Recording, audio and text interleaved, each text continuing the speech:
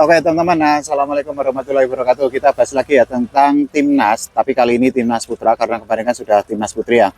Kita bahas mengenai EVC Interkontinental karena kita ketahui bahwa nasib para pemain timnas putri dengan timnas putra itu kan berbeda 180 derajat atau bertolak belakang. Jadi untuk timnas putri itu kan sudah pasti akan bermain di Cina akhir Agustus nanti. Nah, sementara untuk timnas putra itu kan ternyata tidak bisa bermain atau tidak bisa berlaga di EVC Interkontinental 2026 di Jepang. Mungkin teman-teman, para volley-mania, para fans volley Indonesia sudah tahu kenapa kok timnas volley putra Indonesia itu tidak bisa berlaga di EVC Interkontinental.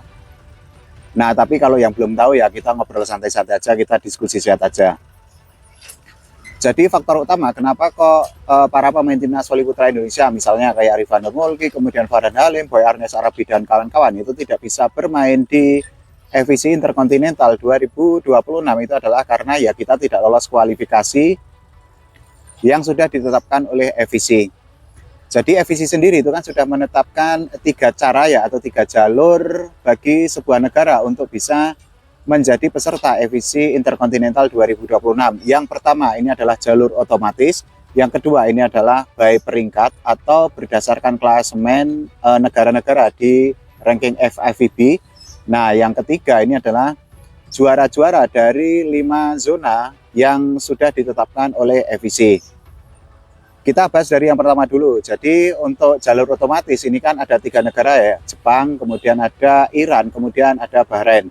Jepang sendiri kan lolos karena status tuan rumah ya, artinya ya dalam event apapun, dalam turnamen apapun atau kejuaraan apapun lah whatever, tuan rumah itu kan sudah pasti mendapatkan 1 tiket otomatis ya untuk ikut serta. Nah, Jepang ini terlepas dari kemampuannya yang sangat istimewa ya karena sudah menjadi tuan rumah akhirnya lolos otomatis. Nah, yang kedua ini adalah Iran. Jadi Iran ini kan merupakan runner up ya. Nah, tapi karena Jepang sudah lolos otomatis sebagai tuan rumah, akhirnya ya Iran naik peringkat dan mendapatkan 1 tiket otomatis untuk bertanding di EVC Interkontinental 2026. Nah, yang ketiga ini adalah Bahrain. Karena apa? Bahrain itu kan menjadi juara di EVC Nation Cup tahun 2025. Nah, itu artinya ya Bahrain mendapatkan 1 tiket otomatis ke EVC Interkontinental. Selain tiket-tiket otomatis, ini juga ada tiket yang didapatkan oleh negara-negara yang memiliki peringkat yang sangat baik, yang peringkatnya ini sangat menguntungkan di FIVB. Jadi penentuan peringkatnya itu di deadline atau dihitung maksimal itu tanggal 1 Januari tahun 2026. Nah, ada beberapa negara yang akhirnya itu bisa untuk lolos ke EVC Interkontinental tahun 2026 besok. Kalau dari segi peringkat sendiri itu kan memang ada 4 negara yang peringkatnya itu sangat baik sehingga mereka lolos berdasarkan klasemen FIVB per 1 Januari tahun 2026. Yang pertama ini adalah Qatar karena tanggal 1 Januari 2026, Qatar itu kan peringkatnya 21 dunia. Kemudian ada Korea Selatan peringkat 26, kemudian ada Cina peringkat 28, dan ada Australia yang menempati posisi atau peringkat ke-33 dunia per 1 Januari tahun 2026 kemarin.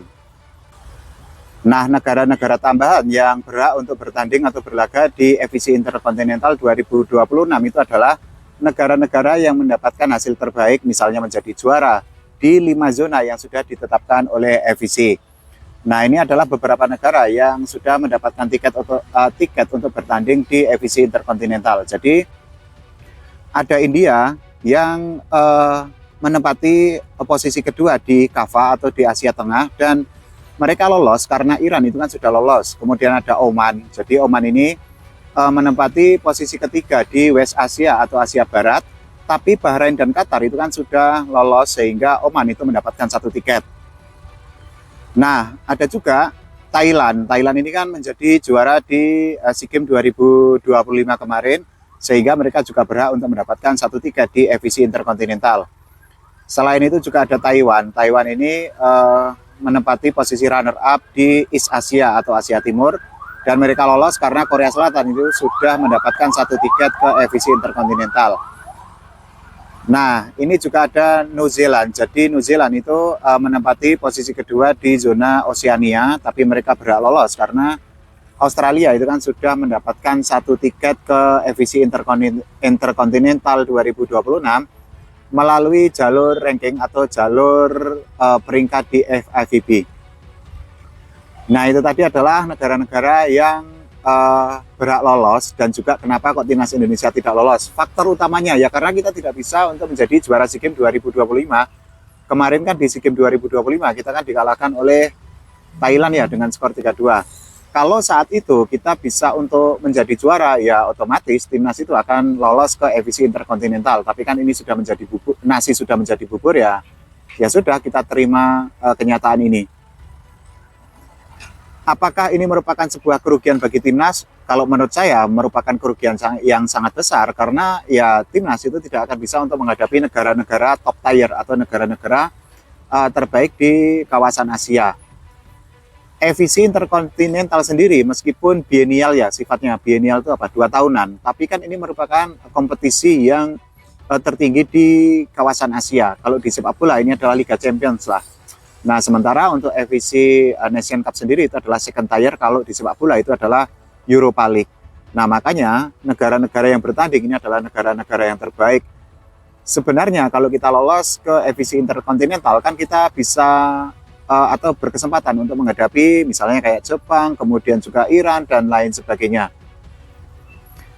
Ya, sekali lagi karena ini sudah kejadian, ya gimana ya, kita terima aja lah ya. Kalau kita mencari kambing hitam misalnya, apakah kegagalan ini merupakan bentuk kegagalan dari PBVSI? Nah, kalau kita menyalahkan di tahun 2026 ini, ya kan kita nggak fair juga kalau menyalahkan PBVSI, karena kan ini kan eventnya tahun 2025 ya. Nah, sementara tahun 2026 itu kan memang tidak ada event yang bisa menjadi jalur bagi timnas untuk lolos ke FIC Interkontinental. Tapi kalau kita misalnya meminta pertanggungjawaban kepada PBVSI tahun 2025 ketika timnas gagal menjadi juara SEA Games, nah itu masih make sense, masih masuk akal, karena hasil yang didapatkan oleh timnas, oleh Rifan Nurmulki dan kawan-kawan, Boy Ernest Arabi, kemudian Indra Kurniawan dan kawan-kawan saat itu kan tidak lepas dari persiapan yang dilakukan oleh PBVSI, kemudian juga berbagai hal lainnya lah. Selain persiapan itu kan juga ada banyak faktor yang mendukung keberhasilan sebuah timnas ya. Nah, tapi sayangnya kan kita gagal menjadi juara, sekaligus ya itu tidak bisa lolos ke FIC Interkontinental. Nah, makanya kalau misal kita meminta pertanggungjawaban PBVSI tahun 2026 ini kan ya sudah telat ya, kecuali kita meminta pertanggungjawaban PBVSI tahun 2025 kemarin, ya make sense, masih masuk akal dan masih linier. Nah, kerugian lainnya ini adalah para pemain akhirnya tidak bisa untuk unjuk kemampuan. Kan ini sebenarnya juga bisa menjadi ajang talent scout ya, artinya ketika para pemain itu bisa tampil gacor, bisa tampil istimewa, bisa jadi loh mereka itu dipantau oleh agen-agen. Kita kan bisa mencontoh ke FIC Nation League kemarin ya, ketika Indonesia menjadi juara FIC Nation Cup 2026. Nah, Boy Ernest Arabi misalnya itu kan mendapatkan tawaran dari banyak pihak ya untuk bermain di luar negeri atau abroad. Nah, sebenarnya turnamen-turnamen internasional itu kan salah satunya itu kan fungsinya seperti itu ya. Artinya turnamen internasional itu tidak hanya untuk mengharumkan negara, tapi juga meningkatkan value atau nilai jual atau market value dari para pemain sendiri. Nah, sayangnya kan kita tidak bisa untuk unjuk kemampuan. Sekaligus kita juga tidak bisa untuk merasakan pengalaman melawan para pemain level VNL seperti dari Jepang ataupun dari Iran. Tapi ya sudahlah, karena nasi sudah menjadi bubur, toh kita tidak bisa berbuat apa-apa. Ya wis, kita cuma bisa untuk menerima aja apa yang sudah menjadi takdir ini. Harapannya ya nanti PBVSI itu kan mempersiapkan tim dengan baik, sehingga kalau ada turnamen-turnamen yang menjadi milestone atau menjadi pijakan bagi timnas untuk bisa berlaga di turnamen yang lebih tinggi, itu kan bisa persiapannya atau preparasinya itu lebih baik lagi. Kalau menurut teman-teman semua bagaimana? Silahkan tulis di kolom komentar. Kita diskusi sehat aja, santai aja, ngobrol santai-santai. Ada kerugian lain nggak yang dirasakan oleh timnas? Silahkan tulis di kolom komentar. Jangan lupa doakan timnas Indonesia berprestasi dan voli Indonesia diurus oleh PBVSI semakin profesional lagi. Oke, terima kasih teman-teman semua.